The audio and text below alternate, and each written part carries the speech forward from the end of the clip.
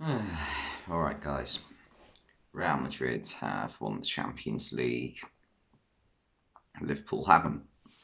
And it was a very frustrating game for a Liverpool fan because I think Real Madrid probably only had about two shots all game. And yeah, Liverpool had about 20 at least.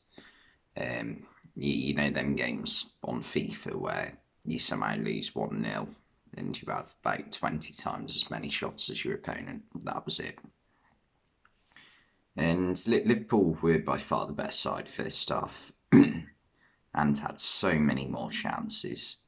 Just like Thibaut Courtois, let's get that out of the way. Man of the match, ridiculous performance. And yeah, I I've never really said Courtois is one of the best in the world as a goalkeeper. I've always been of the opinion that the best goalkeepers in the world have gone sort of changed over the past few years. It used to be Manuel Neuer, David De Gea. Okay, maybe Courtois was up there, but also like Keylor Navas, Jan Oblak. Whereas recently it's become Alisson, Ederson, Edouard Mendy, Oblak arguably still. Um, but yeah, Courtois just had an absolutely brilliant game. And yeah, um, definitely won the game for Real Madrid. First off, yeah, Liverpool had a lot of chances, but none of them were really great efforts. Like Salah had a header, he also had one where it was slightly behind him and he tried to hook it back across goal. But Courtois managed to save both with a fair amount of ease. The one that was a stunning save in the first half was Sadio Mane managed to jink in between a couple of Real Madrid defenders, get a shot off. He was going in the bottom left corner. Courtois gets a hand to it and pushes it on the post. Brilliant save.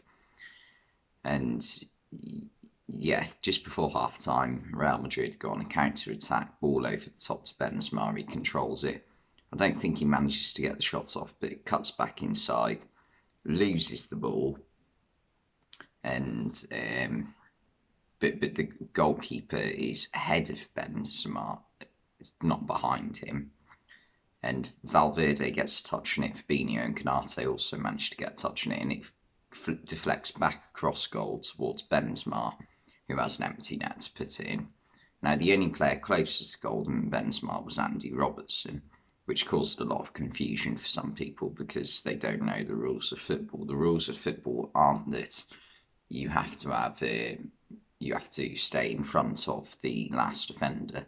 It's you have to stay in front of two opposition players. Now, normally this is one defender and the goalkeeper, but in this instance, Alisson is actually ahead of Benzema. So therefore, Virgil van Dijk or whoever needs to be behind Benzema for him to be played onside. So the goal was correctly disallowed because Valverde did get a touch on it and played a big part in deflecting the ball towards Benzema. And yeah, that kept it 0-0.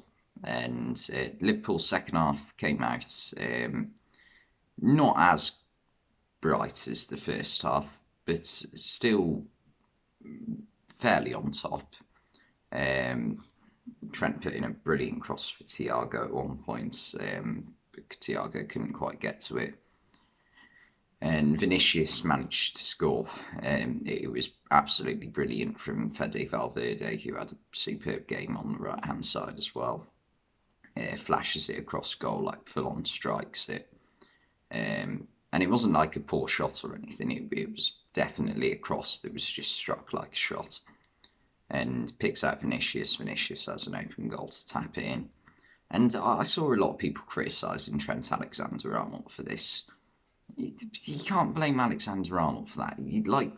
If that it's purely this agenda that people seem to have against Alexander-Arnold, I think.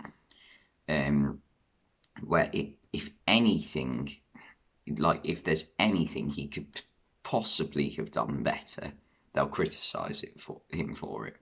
Whereas if you look at someone else who's considered to be one of the best fullbacks in the world right now, João Cancelo, if Man City concede a goal, he's never he's never questioned for it.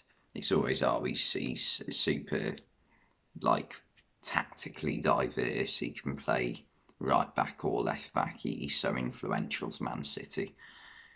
But with Trent, it's, yeah, he's good going forward, but he can't defend. He can defend. He's literally one of the best fullbacks in the world, if not probably the best right now. So for me, that's just bizarre. And the goal was not his fault at all. I don't really think it was anyone's fault. Maybe Fabinho and Thiago in midfield let Valverde and Casemiro run away with it too easy. That's the only players I think you can point blame at for that. Other than that, it's just a really good pick out from Valverde. And yeah, from that point, Liverpool were always going to struggle because Real Madrid are going to sit back and defend what they've got. And to be fair, Liverpool did get a few chances. Three in particular, I thought were big chances. Two of them came to Mo Salah, and to be fair to them, they weren't actually chances. Really, he made them into chances. The first one was a cracking effort, which Courtois had to make a brilliant save again on a different day with a different goalkeeper. That's a brilliant goal where he curls it right into the far corner. And the other one, ball over the top, Salah controls it brilliantly, takes it past Phil and Mendy, and gets shot off with his right foot. Again, Courtois, this time it's not as convincing a save, but he somehow manages to flick his arms up like Peter Schmeichel, and it bounces off his bicep and goes over the bar. Just about enough on it. And yeah, it was a brilliant save, but there's like nothing more Salah could do in that situation. He did everything right. And the one I'm really frustrated with, though, was Naby Keita came on with about 20 minutes to go. Ball comes to him at the edge of the box, and you're thinking, just hit it. Make sure you hit it hard and low, pick a corner, and just keep it on target, because it could take a deflection, because there were a couple of players in front of the goal. And he decides to do this thing where he tries to hit it with the outside of his foot, and it ends up going horribly wrong, at least 30 yards over the bar, and not even over the bar, it went to the side as well. Shocking attempt. And that could have been, the equaliser. I think if Thiago's on the pitch there, or even blooming, if it falls to Jordan Henderson, that has a good chance of going in. I don't know what Keita was thinking when it came to him. But yeah, Real Madrid managed to hold on. There was a bit of time wasting, but I mean, I'm not going to complain about that. All teams do it. Okay, maybe you don't see as much in the English game, but it's Spanish football that they do it.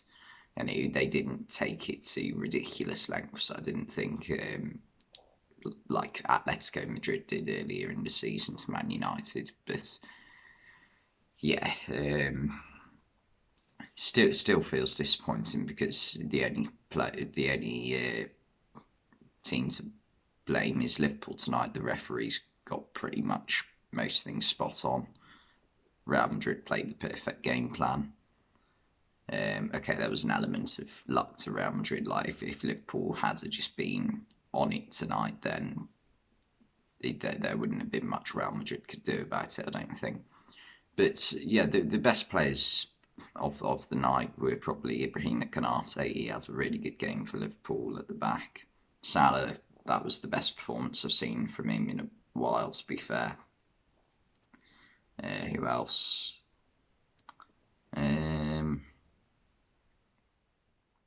You know what, actually, Alexander-Arnold, as much as people were criticising him, I thought he had a really good game, other than that one moment, which I still don't think was really his fault. Yeah, and Real Madrid, they had some, obviously, I've already said Thibaut Courtois was man of the match. Vinicius and Valverde both had really good games. Casemiro in midfield I thought was superb as well. Carvajal too, he was brilliant. So yeah, this is. I don't want to say the better team lost because that comes across as bitter, but I think if you play that game again on another night, Liverpool probably. I'd say if you play that game 10 times, Liverpool probably win 6 or 7. It just wasn't Liverpool's night, and they couldn't take the chances, and they only have themselves to blame. So yeah, disappointing, but it's been a brilliant season for Liverpool, winning both cups in the domestic competitions and getting to the Champions League final after quite a tough run.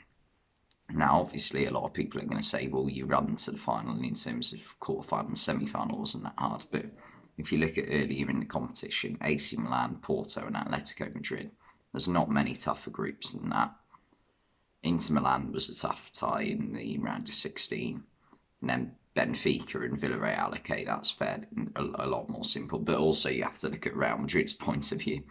They've had a superb season. They've won the league in Spain.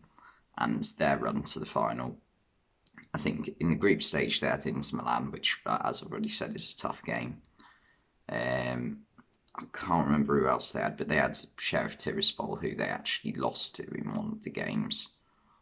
I can't remember who the other team in that group was. I've got a feeling it might have been Shakhtar Donetsk. So it's a group they should be making it through. But then, oh my God, the knockout ties they had, PSG, Chelsea and Man City, that they're 3 games that they were probably the underdogs in, so they've done really well. And yeah, fair play to Real Madrid. They won it, and they won it fairly. So congratulations to them. Yeah, I'm still happy with how Liverpool have done this season, though. Anyway, thanks for watching, and I'll see you next time.